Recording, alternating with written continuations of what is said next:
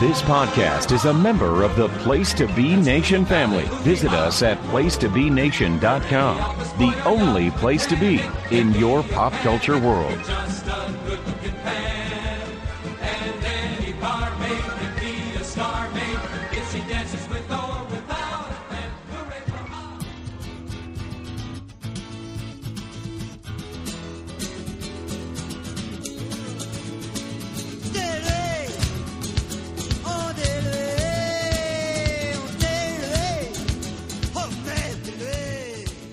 Hello and welcome back to Movie Review of the Day on Place to Be Nation Pop Experience. I'm Miranda and I am your host for today. Now this week, as you can tell, we have been celebrating movies about vacations. And stay with me for a second, okay? Because when people think of vacation movies, they usually think of beach trips, road trips, family vacations gone wrong, or maybe a big adventure in an exotic location. But today's movie is proof that sometimes the best vacation stories are the ones where absolutely nothing goes according to plan, maybe not even the fact that you intended to go on vacation. Stick with me here. We're talking about French Kiss from 1995. And honestly, this movie deserves more love than it gets. Starring Meg Ryan and Kevin Kline, French Kiss allows Kate, an American woman who reluctantly travels to France after her fiancé leaves her for another woman while on a business trip, which is already kind of a rough start to a vacation, right? The only thing is, it gets more complicated from there. So, before we go any further, I have to share a fun personal connection. My cousin's husband actually appears in this movie.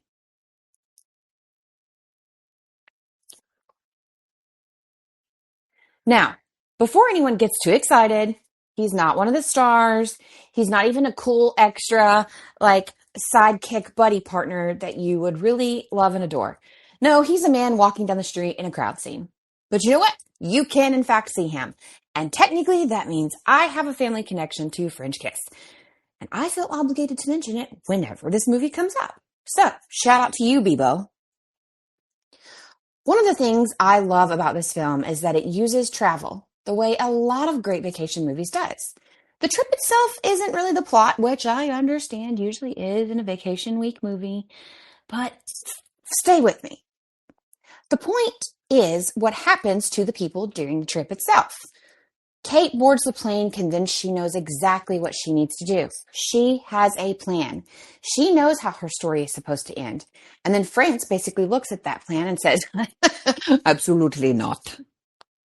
Which didn't sound French at all. But you get my point. Enter Luke, played by Kevin Kline. And honestly, if we're talking about the best parts of the movie, we have to start there. Luke is charming, frustrating, funny, manipulative, romantic, and completely unpredictable, which you guys know I love. So in other words, he's exactly the kind of character that keeps a road trip romance from becoming boring. The chemistry between Meg and Kevin is really what makes this movie work, though, because on paper, these characters should drive each other completely insane. And for a large portion of the movie, that's exactly what they do. But watching that relationship slowly evolve is what keeps you invested and going. This was also right in the middle of the 90s romantic comedy boom. Meg Ryan is basically the queen of this genre at this point. Between When Harry Met Sally, Sleepless in Seattle, and several other classics, she had become one of the defining rom-com stars of that decade. And while French Kiss doesn't always get mentioned alongside those bigger titles, I think it absolutely deserves a spot in the conversation. Another thing that stands out is, of course, the setting. France is not just the backdrop here. It is practically a character within itself. The countryside, the vineyards, the small towns, the trains. You guys know I am a sucker for the train system. Public transportation.